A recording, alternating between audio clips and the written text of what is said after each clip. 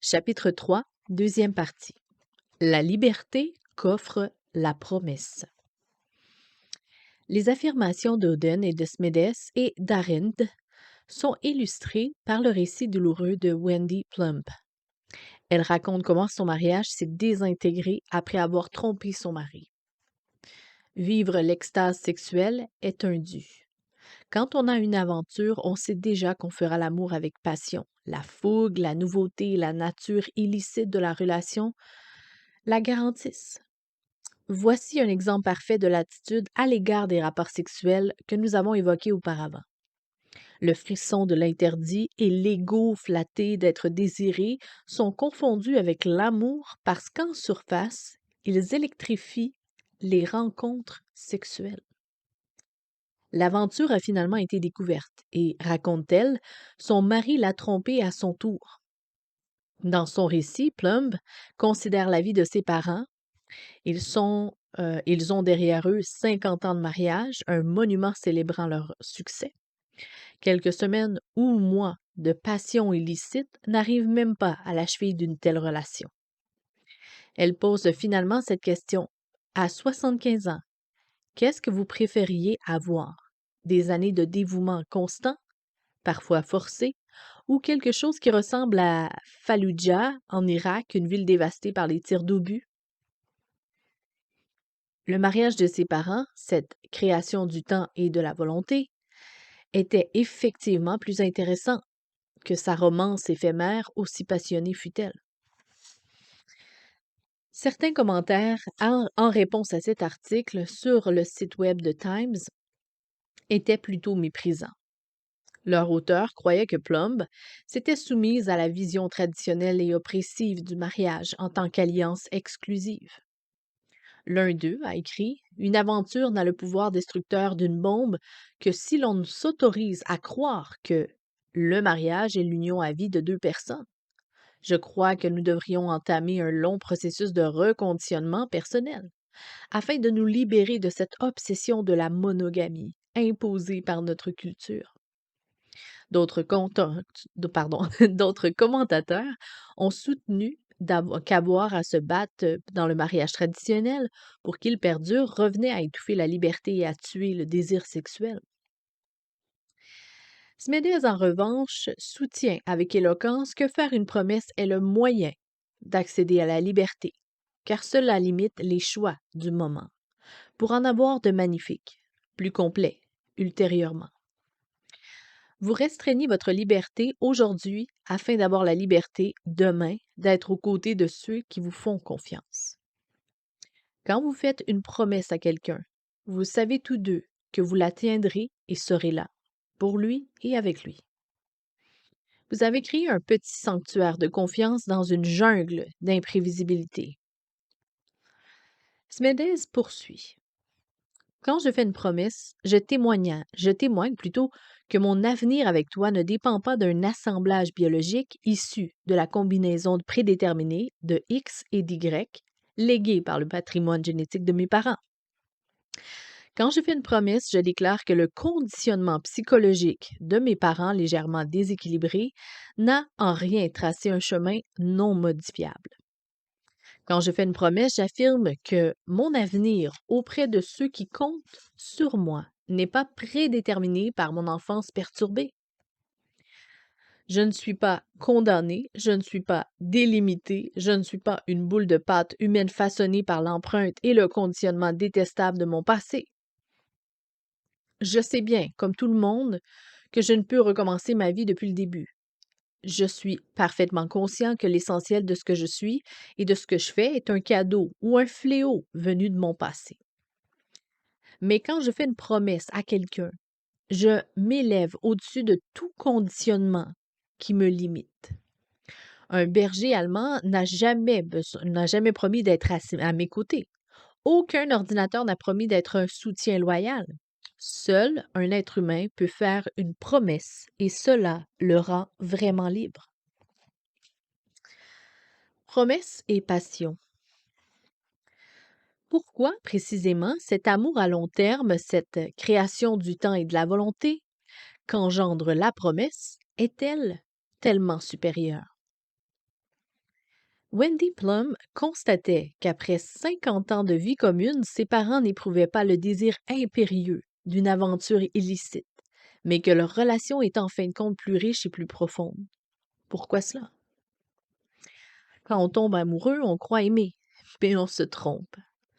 On ne peut connaître l'autre instantanément. Cela prend des années. En réalité, on aime l'idée qu'on se fait de la personne, idée toujours incomplète au début et plus ou moins fausse. Dans Le Seigneur des Anneaux, Éowyn, tombe amoureux d'Aragorn, qui ne peut lui rendre son amour. Il dit à son frère Homer, Elle vous aime d'un amour plus véritable que celui qu'elle me porte, car elle vous aime et elle vous connaît. Mais en moi, elle n'aime qu'une ombre et une pensée, un espoir de gloire et de hauts faits, et des terres loin, des champs de Rohan.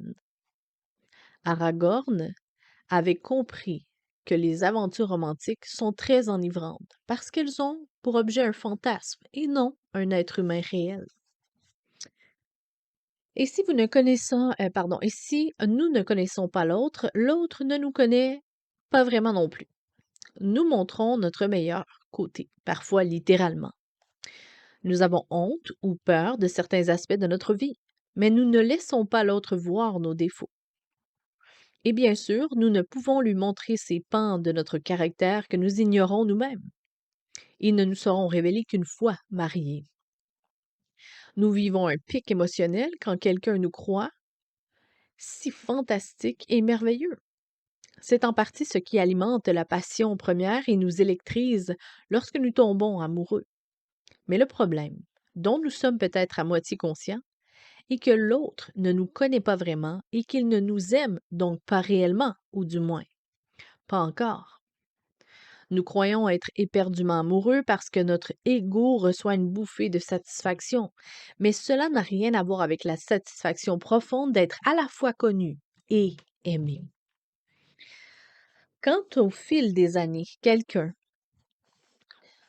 nous a vus dans nos pires moments, connaît tous nos forces et de nos faiblesses et s'engage pourtant à nos côtés totalement, c'est une expérience unique.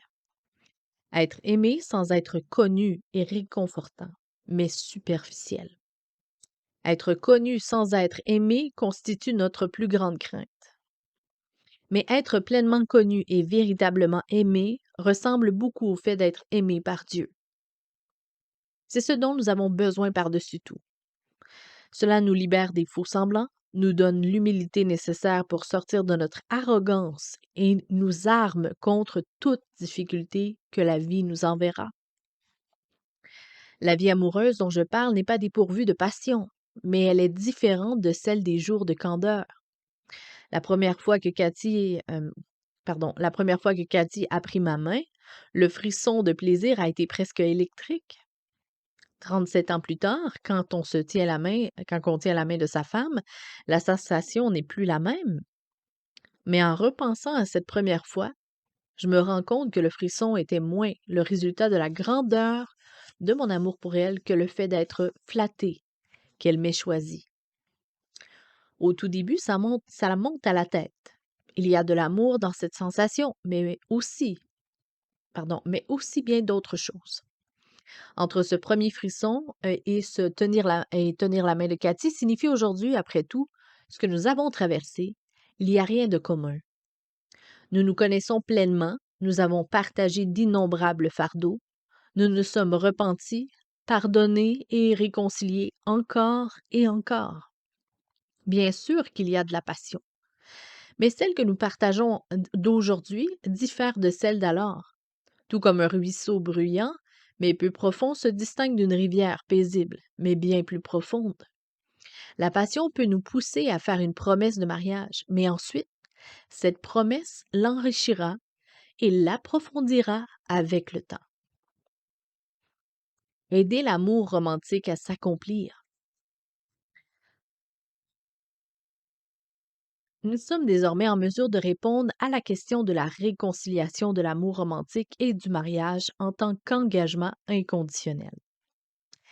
L'amour romantique n'est-il pas nécessairement libre et sans contrainte?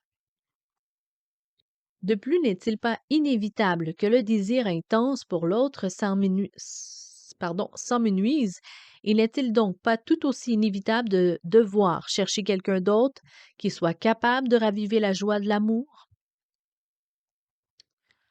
Ne s'ensuit-il donc pas que le mariage à vie, exclusivement monogame, est l'ennemi du sentiment romantique? Non, c'est faux. Au contraire, l'engagement inconditionnel de l'alliance aide l'amour romantique à s'accomplir réellement.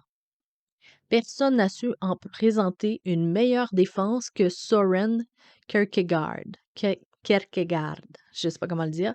Kierkegaard parle de 3 stades de la vie: l'esthétique, le moral et le religieux. Il dit que chacun d'entre nous naît esthète. Esthète, je ne connais pas le mot, nous allons voir. Nos choix nous font devenir moraux ou religieux. Qu'est-ce qu'un esthète? Ah, très bien, on va le savoir. L'esthète ne se demande pas vraiment si quelque chose est bon ou mauvais, mais seulement si c'est intéressant. Il juge tout en fonction du potentiel de fascination, d'exaltation, d'excitation et de divertissement. L'aspect esthétique est important pour une vie bonne et heureuse, mais quand il prend toute la place, il crée de gros problèmes. Un esthète prétend souvent être un individu libre. La vie devrait être palpitante, pleine de beauté et d'étincelles, dit-il. Ce qui le conduit souvent à rejeter les atteintes à sa liberté, que ce sont les attentes de la société et les siens sociaux. Et les liens, pardon, sociaux. Kierkegaard dit que c'est une notion erronée de la liberté. Celui qui vit pour l'esthétique n'est pas du tout maître de lui-même. En fait, il mène une vie décousue. Il est entièrement dirigé par son humeur, ses goûts, ses sentiments et ses impulsions.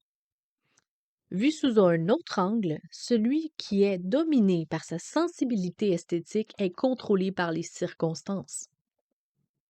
Si une femme perd sa peau parfaite et sa mine radieuse, ou si un mari prend quelques kilos, l'esthète commence à chercher quelqu'un de plus beau. Si son conjoint contracte une maladie invalidante, l'esthète se met à penser que la vie est vaine. Kierkegaard nous dit qu'une telle personne est entièrement contrôlée par son environnement. Nous ne pouvons être réellement libres qu'en liant nos sentiments à une obligation. Ce n'est qu'en mettant l'amour en œuvre, jour après jour, même quand les émotions et les circonstances changent, que nous pouvons être réellement libres de ne pas être le jouet de forces extérieures. De plus, ce n'est qu'en conservant notre amour pour l'autre, lorsque ce n'est pas exaltant, que l'on peut vraiment dire qu'on aime quelqu'un. L'esthète, je vais juste les plier pour une fois, E-S-T-H-E accent grave T-E, n'aime pas vraiment quelqu'un. Il aime les sentiments, les frissons, la course à l'ego et les expériences que l'autre lui fournit. La preuve en est que, quand tout cela a disparu, l'esthète n'a plus aucune attention ni intérêt pour l'autre. Jusqu'ici, Kierkegaard nous a montré les limites de la passion romantique. Il n'est néanmoins pas prêt à la tenir pour quantité négligeable, loin de là. Pas plus qu'il n'oppose les sentiments à l'obligation, même si, parfois, il semble en être ainsi. Il soutient que le mariage renforce l'amour romantique plutôt qu'il ne l'entrave. Il explique que l'engagement éthique envers l'autre dans le mariage est précisément ce qui permet à la spontanéité de l'amour romantique d'atteindre la stabilité et la longévité, qu'il désire tant, mais n'est pas capable, à lui toute seule, de procurer. En effet, l'engagement par l'alliance permet aux personnes mariées de devenir des personnes qui s'aiment. Le temps seul nous permet d'apprendre vraiment qui est l'autre et de l'aimer pour ce qu'il est, et non pour les sentiments et la satisfaction qu'il nous procure. Il faut du temps pour découvrir les besoins spécifiques de notre conjoint et la manière d'y répondre. Finalement, tout ceci engendre un puissant fond de souvenirs et de profondeur de sentiments et de plaisir à l'égard de l'autre qui balise et renforce les épisodes, toujours décisifs, de la passion romantique et sexuelle de notre vie de couple. Émotion et action. Comment cela se traduit-il, jour après jour, dans une vie de couple? Presque tout le monde pense que le commandement biblique d'aimer son prochain est sage, juste et bon. Mais il s'agit d'un commandement et les émotions ne se commandent pas. La Bible ne nous appelle pas à apprécier notre prochain, à avoir de l'affection et de la tendresse pour lui. Elle nous appelle à l'aimer, ce qui signifie avant tout faire preuve d'un ensemble d'attitudes. L'affection est bien sûr une composante naturelle de l'amour, qui d'ailleurs peut nous aider à mieux aimer en action. Notre satisfaction est à son comble quand, en servant quelqu'un que nous apprécions, nous joignons la tendresse aux actes. Cela dit, ne pas faire de distinction entre les sentiments et les actes est un obstacle sérieux quand il s'agit d'aimer. Nous devons établir cette distinction, en partie à cause de l'inconstance absolue de nos émotions, qui dépend de facteurs physiques, psychologiques et sociaux complexes. Elles fluctuent souvent de façon exaspérante.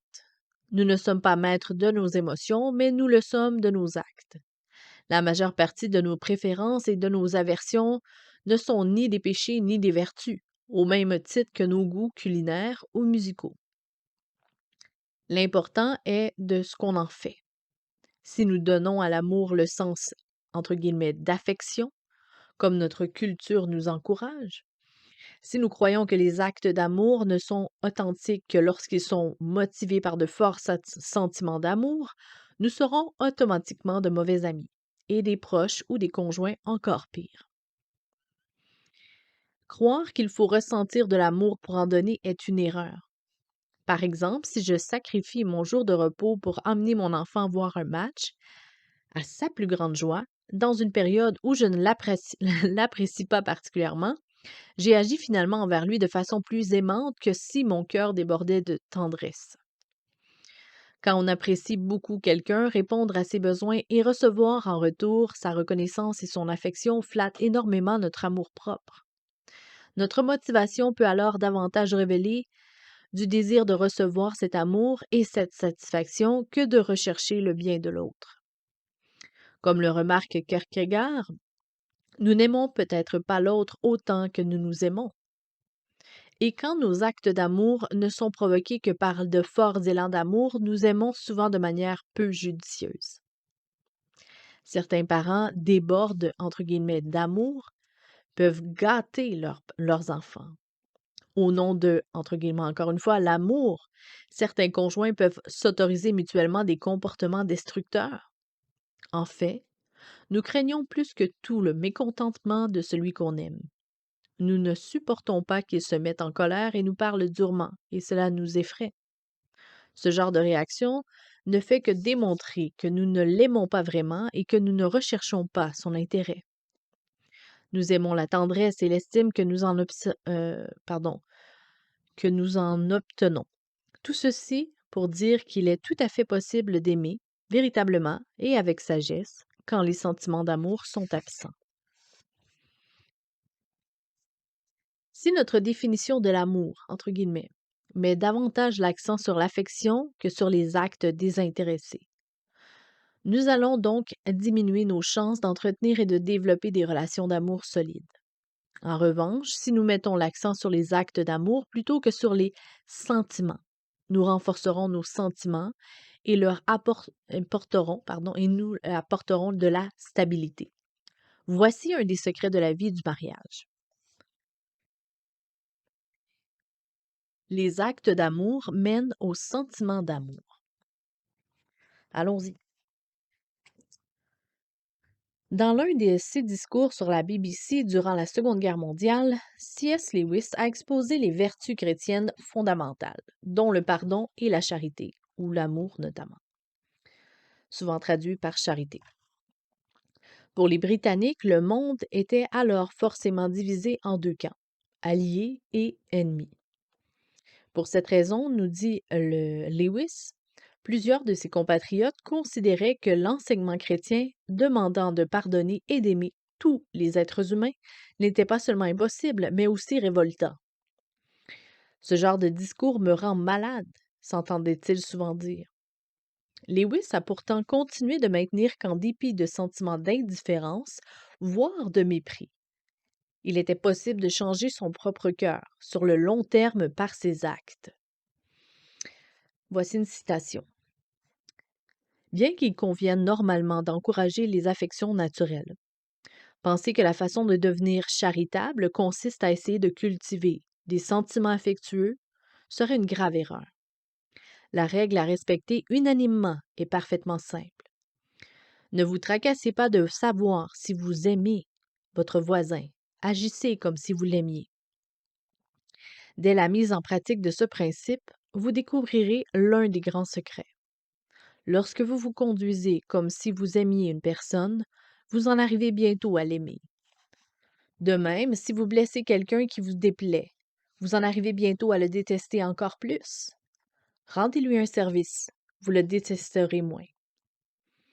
Chaque fois que nous faisons du bien à notre prochain simplement parce qu'il est un être créé comme Dieu, comme nous, par Dieu plutôt, et que nous désirons son bonheur comme si nous désirions le nôtre, nous apprenons à l'aimer un peu plus ou à moins le détester.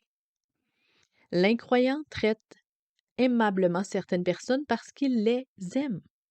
Le chrétien s'efforçant d'être aimable avec tout, en arrivant, avec tous plutôt, en arrive à aimer plus de gens tout au long de sa vie, y compris ceux qu'il n'aurait jamais cru pouvoir aimer. Lewis se sert ensuite d'une illustration extrêmement puissante, spécialement à cette époque.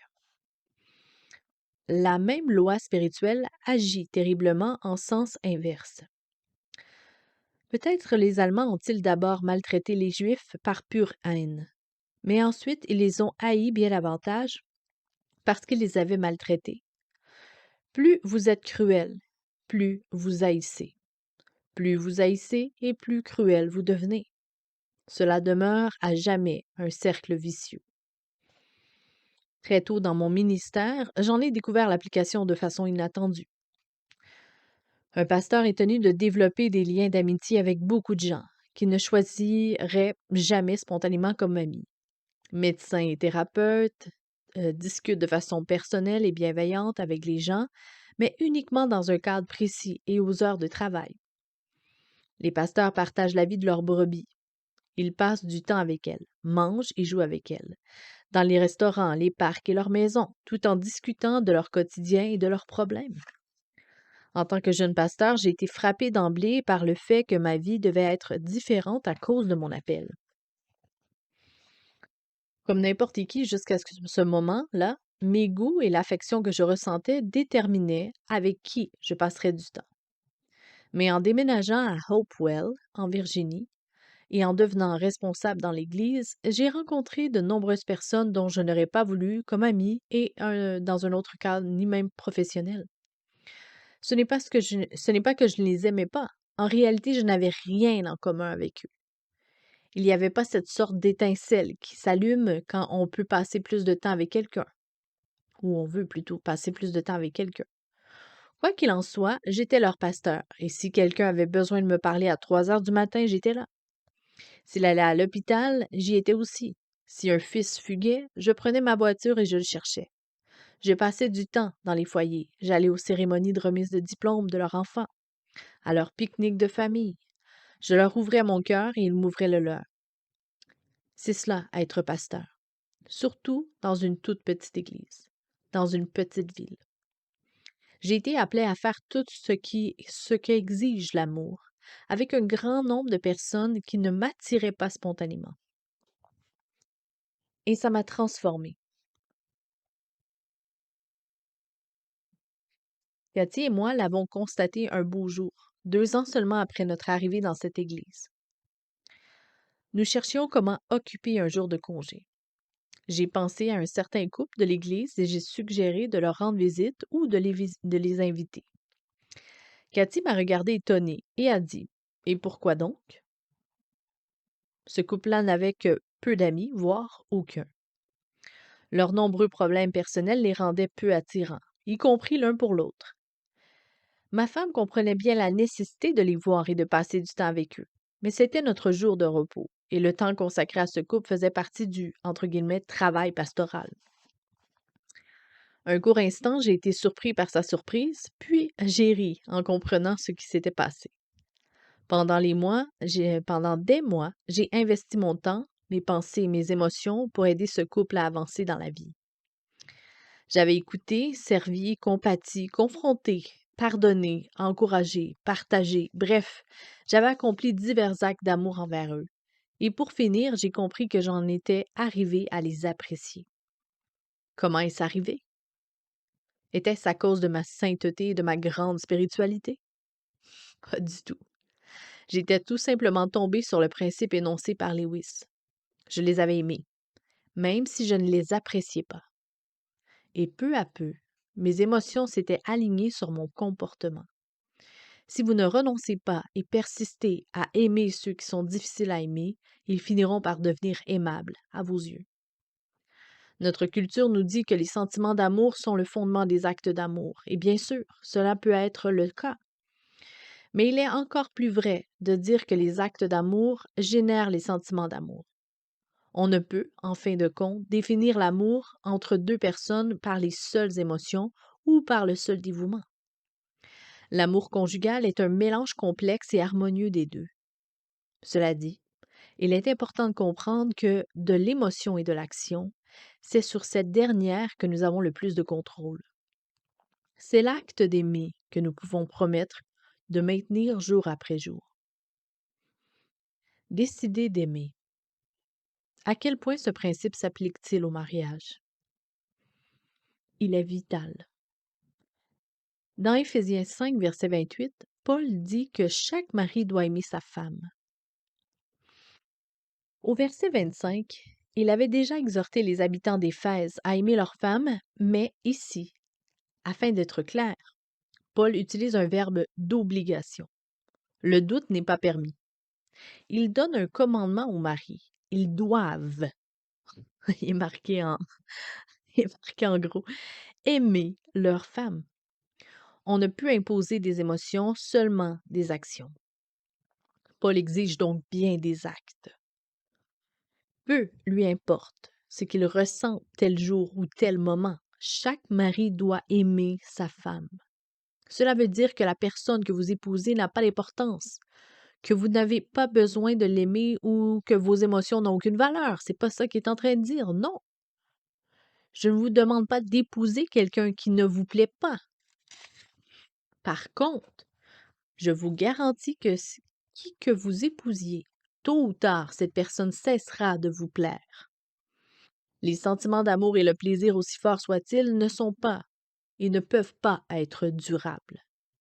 Il est assez courant de perdre la sensation d'être fou amoureux, entre guillemets, de notre partenaire, même avant le mariage, car nos émotions dépendent puissamment de notre psychologie, de notre physiologie et de notre environnement. Nos sentiments fluctuent, et si nous adoptons la définition culturelle de, entre guillemets, l'amour, nous risquons de conclure que nous nous trompons de personne.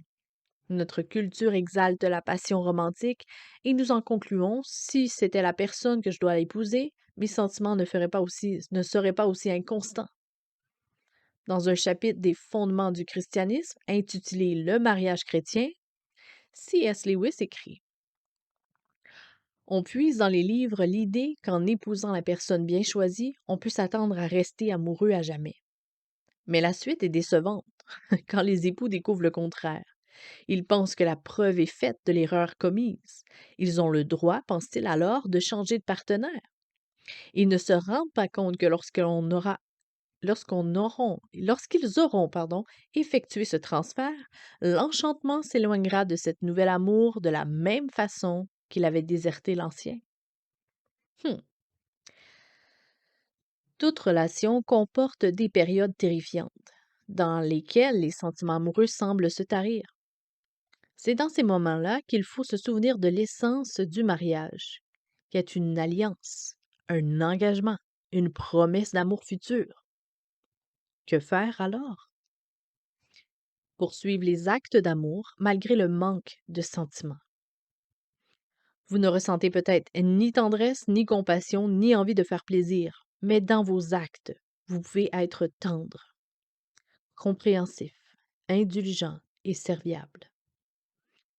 En agissant ainsi au fil du temps, non seulement vous viendrez à bout de ces périodes difficiles, mais elles deviendront également moins fréquentes et moins fortes, et vos sentiments deviendront plus stables. Voici ce qui peut se passer si vous décidez d'aimer. C'est, je le pense, un acte de ce que le Christ affirmait en disant qu'une chose ne vivra pas réellement à moins qu'elle ne meure d'abord. En vérité, il n'est pas bon d'essayer de nourrir une exaltation. C'est le pire qu'on puisse faire. Laissez cette exaltation s'atténuer, laissez-la s'évanouir. Traversez cette période de mort pour atteindre un centre d'intérêt plus calme et un nouveau bonheur. Vous découvrirez alors que vous vivez de façon constante dans un monde de nouveaux tressaillements. Comment cette transformation est-elle possible? Permettez-moi de décrire ce processus. Au tout début, quand nous sommes attirés par quelqu'un, nous pensons: je ne veux pas que ça change, je ne veux pas perdre cette passion. Et pourtant, nous l'avons vu, cette bouffée d'ego ne dure pas et ne nous aide pas vraiment à apprendre comment aimer la personne que nous avons bel et bien épousée. Pour reprendre la métaphore de Lewis, il faut laisser, entre guillemets, mourir cette incarnation immature de notre amour, afin qu'il ressuscite et puisse vivre. Il nous faut persévérer dans notre engagement d'agir et de servir par amour, même quand, et surtout quand, nous ne ressentons pas beaucoup de plaisir ni d'attirance pour notre conjoint ou conjoint. Plus nous agirons ainsi et plus nous verrons peu à peu notre attirance initiale, plus égoïste qu'autre chose, se transformer en un amour qui accepte et apprécie davantage l'autre, avec humilité et émerveillement. L'amour qui grandira en nous sera plus sage, plus riche, plus profond et moins changeant. Malheureusement, de nombreuses personnes ne vont pas jusque-là. Elles ont accepté la définition culturelle du mariage et quand la passion disparaît, elles estiment qu'il est temps de changer de partenaire. Une telle façon de voir rend très vulnérable aux aventures extra-conjugales. Vous rencontrerez inévitablement des personnes attirantes, susceptibles de raviver la passion à l'origine de la relation avec votre conjoint ou conjoint. Une autre solution que nous tenons des romans et du théâtre est que devenir amoureux est un fait irréaliste, qui vous assaille comme la rougeole. C'est pourquoi certains conjoints tombent dans le panneau et abandonnent quand ils sont attirés par une nouvelle connaissance. Mais n'est-ce pas l'apanage de notre choix que cette attirance se change ou non en ce que nous appelons, entre guillemets, tomber amoureux? Sans nul doute, si notre esprit est saturé de romans, de pièces de théâtre ou de fleurs bleues et notre corps imbibé d'alcool, nous transformerons tout sentiment en cette sorte d'amour. De la même façon, une fondrière sur votre sentier canalisera toute l'eau de ruissellement. Si vous portez des lunettes bleues, tout ce que vous verrez sera bleu, par votre propre faute. Donc, si vous entendez quelqu'un dire je n'ai pas besoin d'un bout de papier pour prouver mon amour, vous pouvez lui répondre: si tu en as besoin.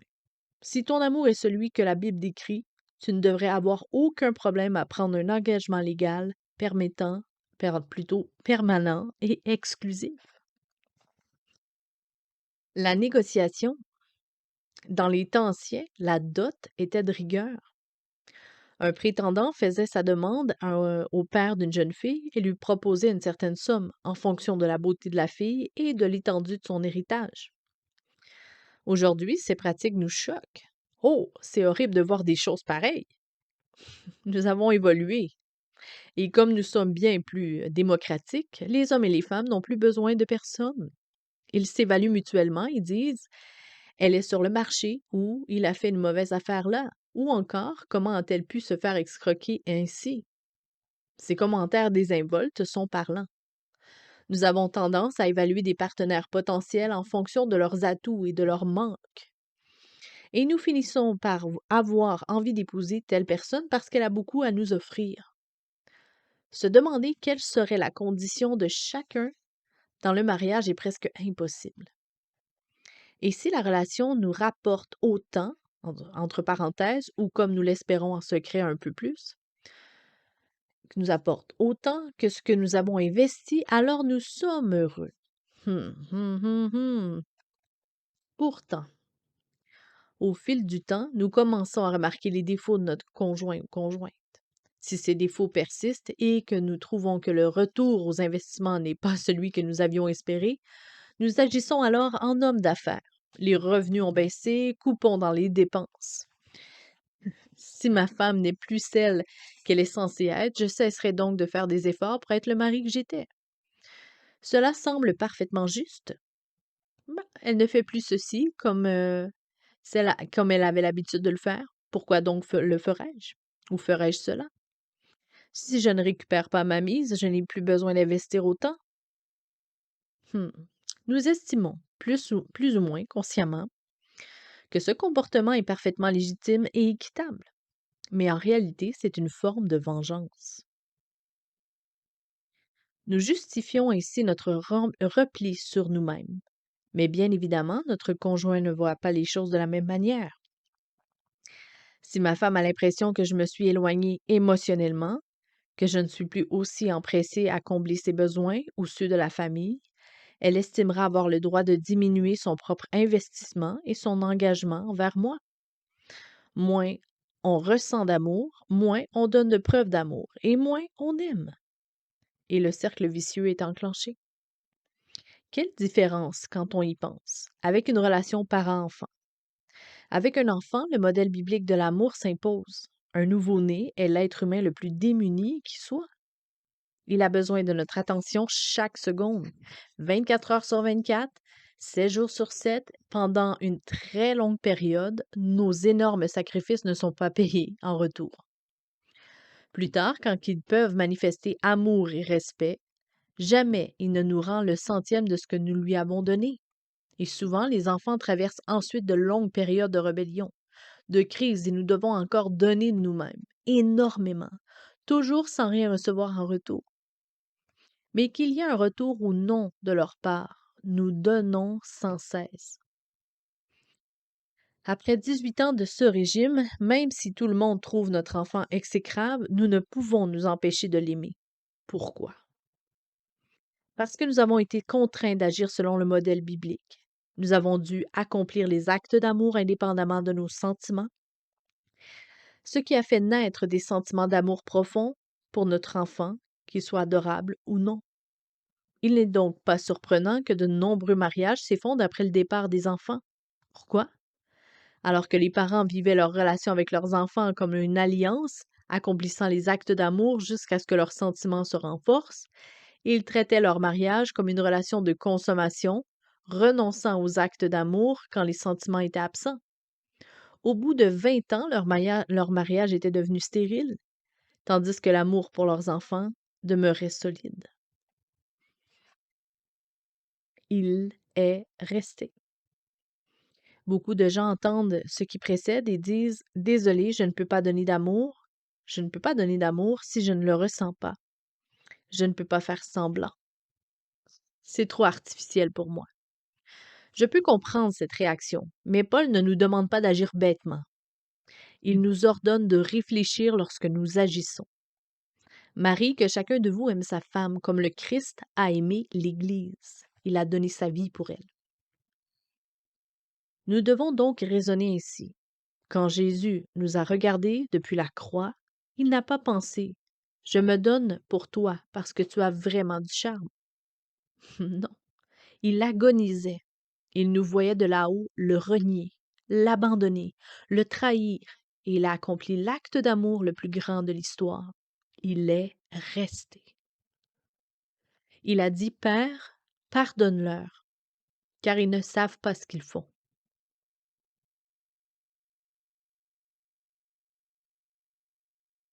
Il nous a aimés non parce que nous étions beaux à ses yeux, mais pour nous rendre beaux. Voilà pourquoi je vais aimer mon conjoint ou ma conjointe. Dites-le à votre cœur, puis honorez les promesses que vous avez faites le jour de votre mariage. À bientôt.